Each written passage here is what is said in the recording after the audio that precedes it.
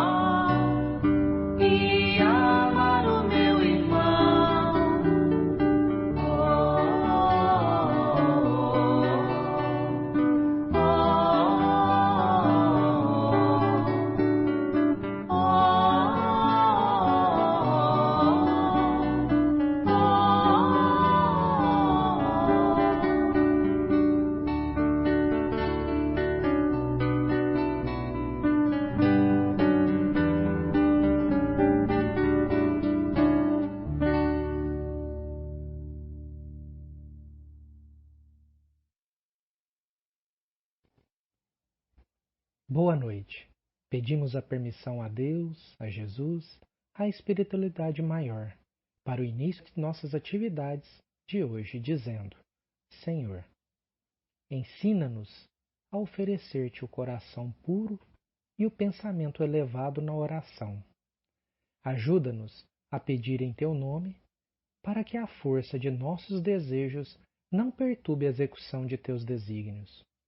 Ampara-nos a fim de que o nosso sentimento se harmonize com a tua vontade e que possamos, cada dia, ser instrumentos vivos e operosos da paz e do amor, do aperfeiçoamento e da alegria, de acordo com a tua lei.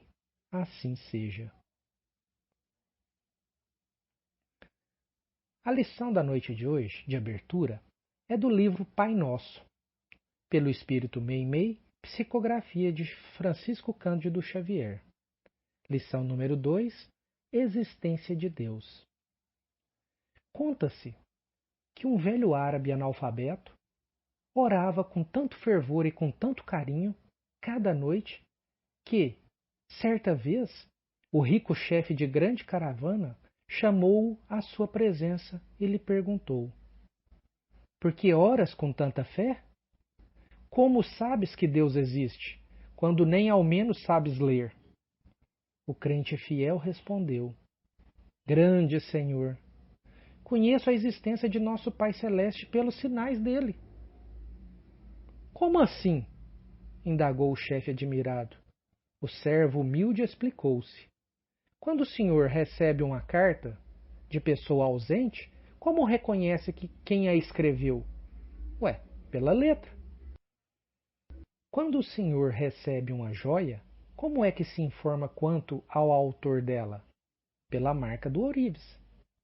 O empregado sorriu e acrescentou: quando houve passos de animais ao redor da tenda, como sabe depois se foi um carneiro, um cavalo ou um boi? Pelos rastros, respondeu o chefe surpreendido.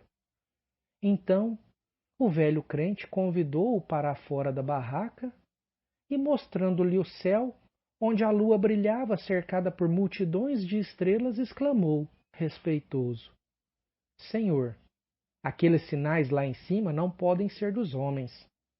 Nesse momento, o orgulhoso caravaneiro, de olhos lacrimejosos, ajoelhou-se na areia e começou a orar também. Que assim seja.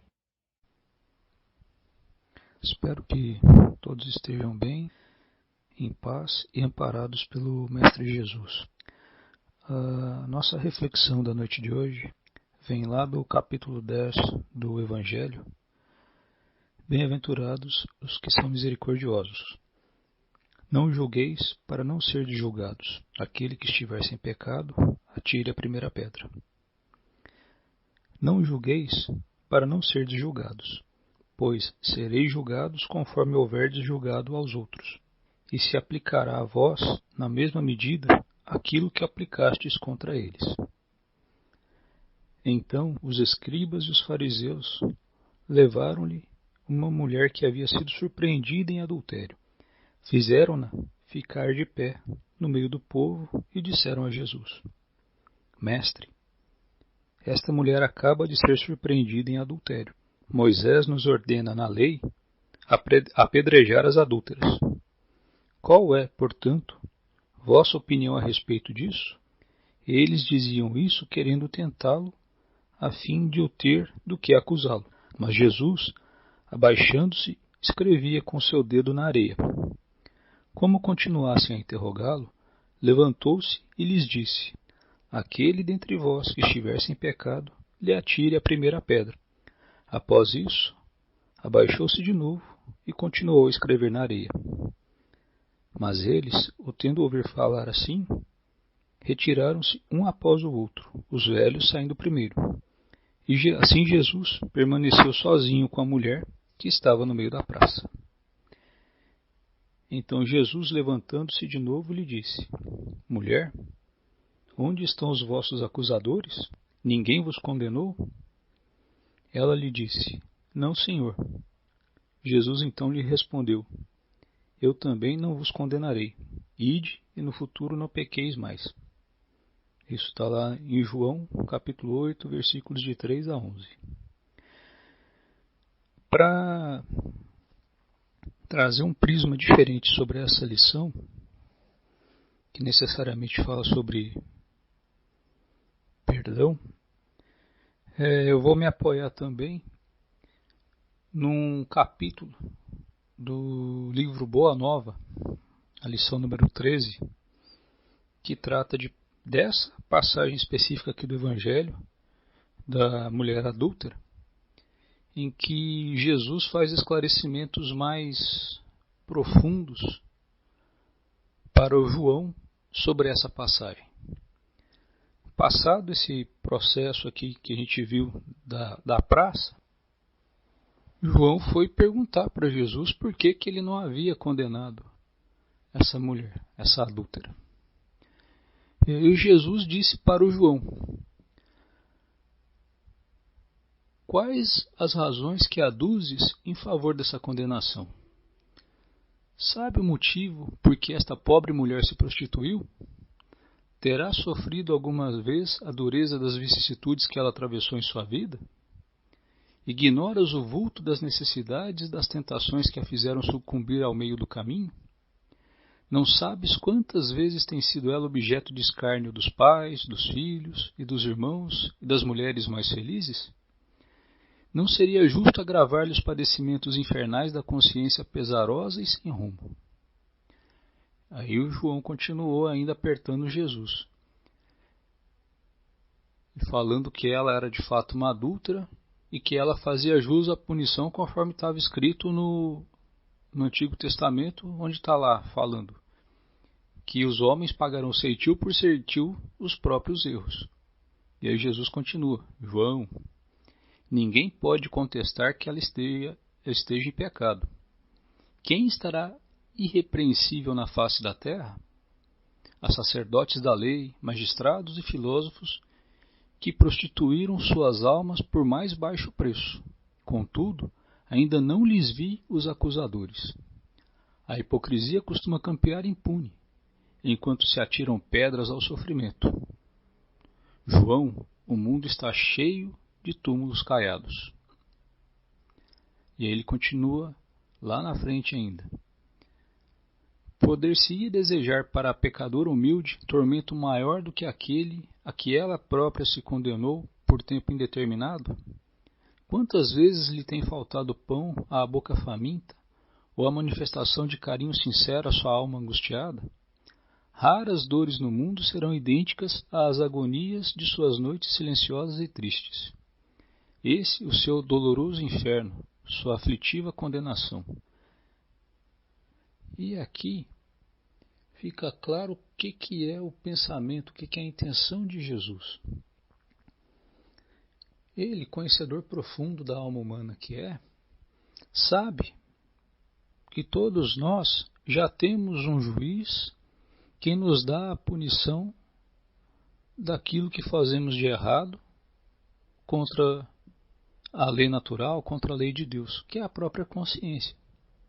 Então não adianta, na nossa vida diária, na nossa vida de relação, querermos penalizar os outros, culpabilizar os outros. Não é fazer vista grossa para os erros, não é nada disso. Mas a própria consciência das pessoas, mais cedo ou mais tarde, cobram os preços e aplicam as punições necessárias disso, porque isso é da lei de Deus, está no mecanismo de causa e efeito. Então, aqui, o que Jesus quer chamar a atenção para todos nós, de forma geral, é que não precisamos apontar o dedo a ninguém, não precisamos culpabilizar ninguém.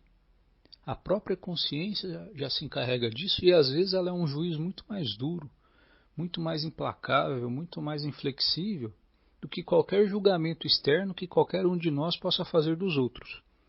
Nós temos a nossa própria experiência para nos confirmar isso. Quantas vezes uma falta muito pequenininha que a gente comete, que às vezes passa desapercebido nos olhos das outras pessoas, mas que para nós provoca uma profunda insatisfação, uma profunda infelicidade, um profundo sofrimento.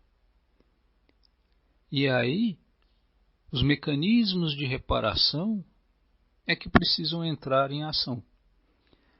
Já disse mais de uma vez em várias outras oportunidades que não é o sofrimento que causa ou que anula uma má ação. O que anula uma má ação é sempre uma boa ação, é sempre a reparação. Então, sempre que estivermos no caminho de cometer alguma coisa que não é boa para alguém ou para nós mesmos, pensemos na consequência disso e, se mesmo assim sucumbirmos às pressões, às sugestões e todas as outras influências que existem e cometamos um ato infeliz, lembremos sempre de, na hora que a consciência cobrar, na hora que nós formos chamados à nossa responsabilidade, de buscarmos a reparação. Quanto mais rápido essa reparação ocorrer, melhor é para todo mundo, melhor é para aquele a quem eu ofendi, a quem eu prejudiquei, e tanto melhor para mim, para a minha consciência, para o meu processo de evolução, de amadurecimento moral, de amadurecimento espiritual.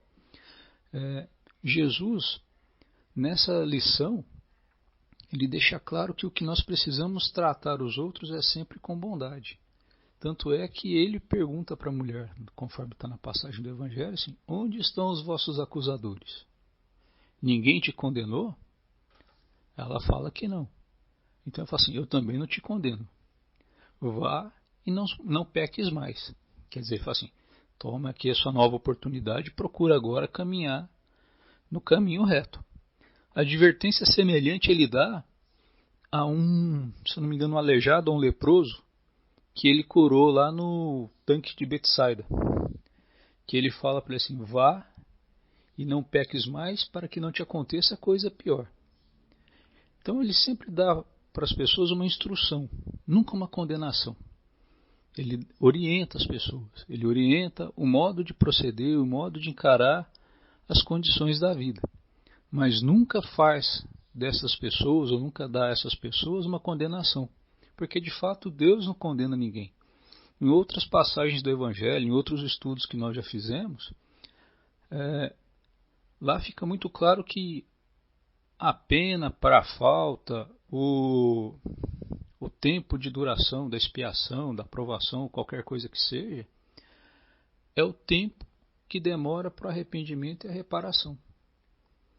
A pena pode ser breve, ou ela pode ser prolongada por um período bastante longo, dependendo, obviamente, isso da possibilidade de sermos mais ou menos flexíveis, mais ou menos orgulhosos e mais ou menos bondosos no tratamento dessas coisas. Porque não devemos esquecer que no processo de perdão a outras pessoas e de perdão a nós mesmos, uma coisa fundamental nisso é a bondade. Nós precisamos ser bons no sentido de, não no sentido piegas de fazer vista grossa, não é isso. É no sentido de reconhecer, tratar, mas não ficar pondo mais peso do que a situação já tem. Porque muitas das vezes nós tendemos a agravar as situações colocando muito mais peso do que é o necessário para resolvermos certas questões, para tratarmos certos problemas. Nós não precisamos disso. Jesus tratava todos os problemas, e eram problemas graves, sérios, com leveza, com disciplina, mas com muita bondade. Jesus sempre foi muito bondoso no trato com todos. Mesmo aqueles que espezinhavam a ele, que lhe agrediam, que lhe ofendiam, ele os tratava com respeito e com bondade. E isso cabe em qualquer relação nossa.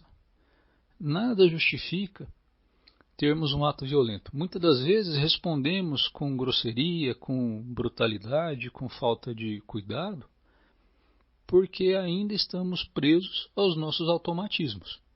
Mas um esforço grande nosso de evolução e um esforço grande nosso de aprimoramento passa justamente por educar e transformar essas tendências, para que a gente passe a usar a luz do entendimento, a luz da bondade, a luz da razão, a compreensão e a aplicação de todos os ensinos que nós temos recolhidos ao longo dos anos, nos estudos do Evangelho, nos estudos das boas obras, nas orientações que nos chegam dos bons espíritos, para fazermos com que esse homem velho, que é mais animalizado, que é mais brutalizado, ceda espaço no nosso coração, no nosso pensamento, no nosso espírito, a um homem novo, que é o homem prototipado por Jesus, que é aquele compreensivo, amoroso, mas não negligente, mas não irresponsável. Sempre responsável por tudo aquilo que faz, sempre responsável pelos atos que executa na vida, seja ela nos atos somente da mente ou nos atos de fato da ação material.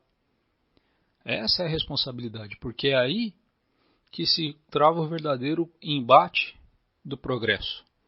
É quando nós conseguimos, no nosso esforço, suplantar, sobrepujar aquela parte ainda mais brutalizada de nós para uma atitude mais cristã, para uma atitude mais bondosa, para uma atitude mais fraternal.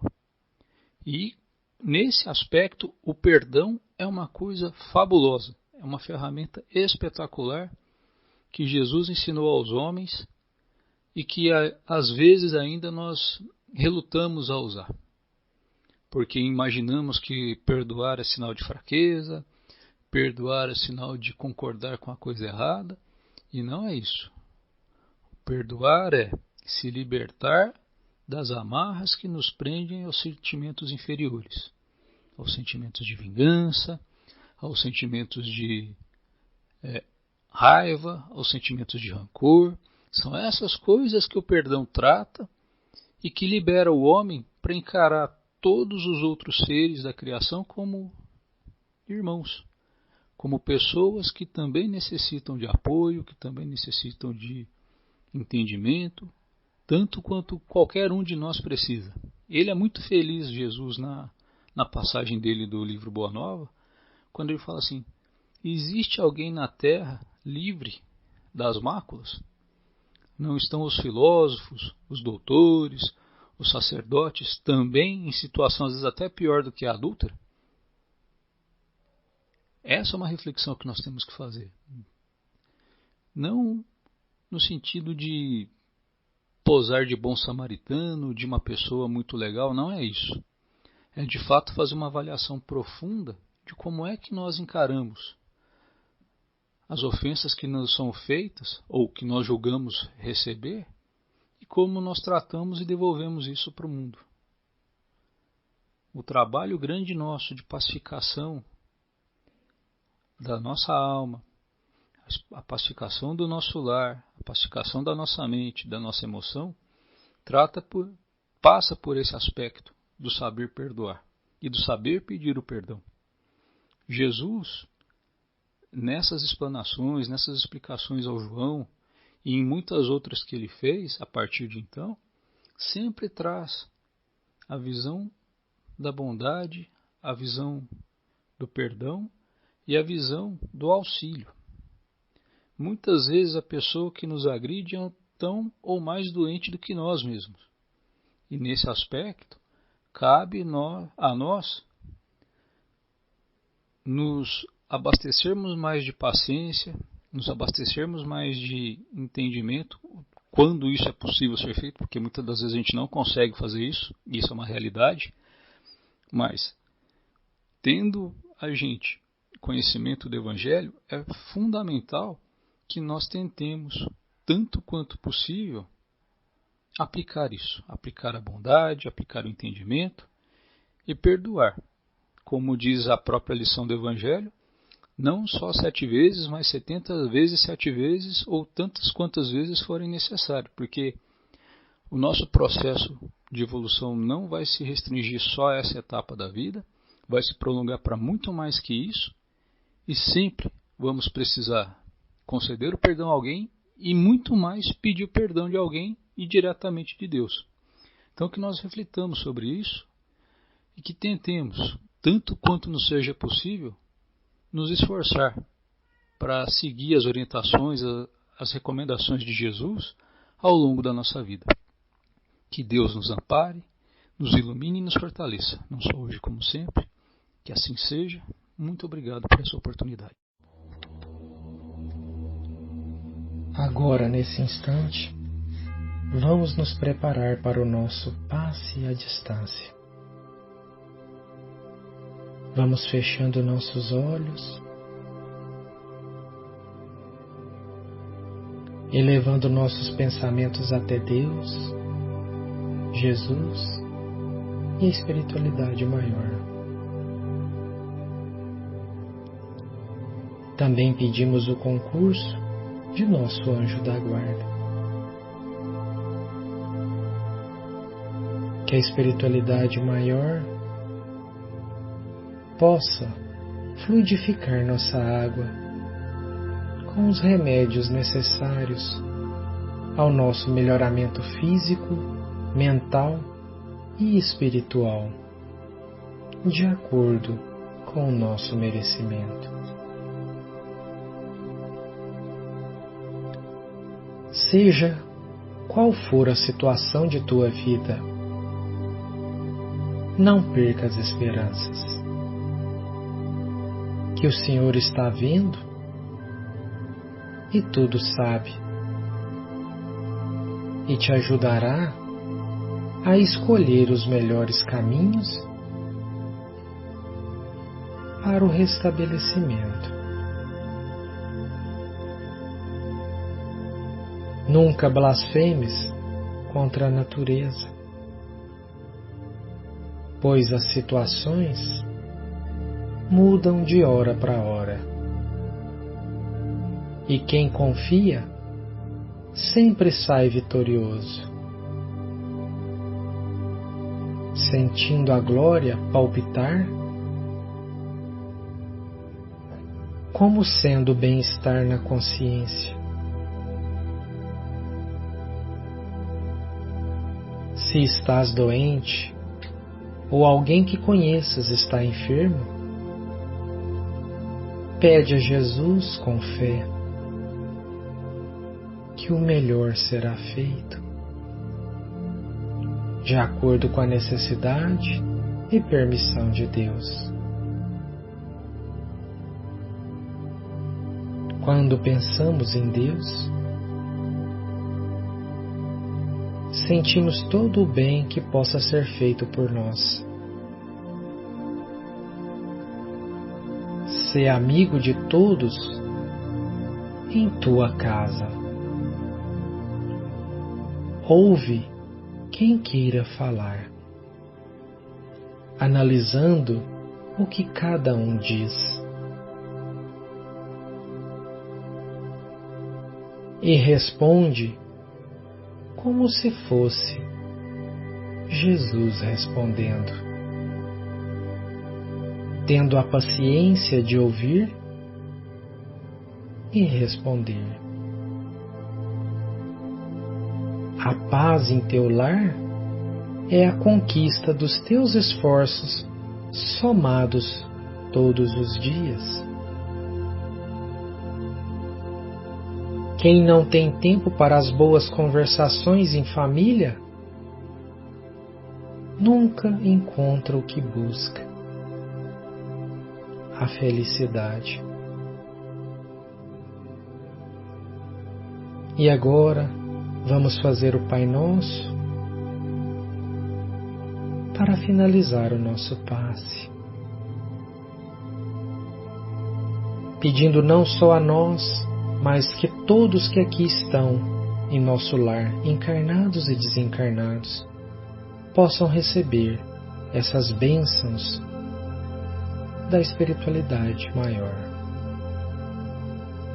Pai nosso que estais nos céus, santificado seja vosso santo nome. Venha a nós o vosso reino. Seja feita a vossa vontade, assim na terra como nos céus. O pão nosso de cada dia dai-nos hoje e sempre. Perdoa, Pai, as nossas ofensas, assim como nós perdoamos a quem nos tem ofendido. Não nos deixes cair em erros e tentações, mas livra-nos, Senhor, da prática de todo o mal, e que assim seja. Obrigado, meus irmãos, por mais esta oportunidade. Fiquem com Deus.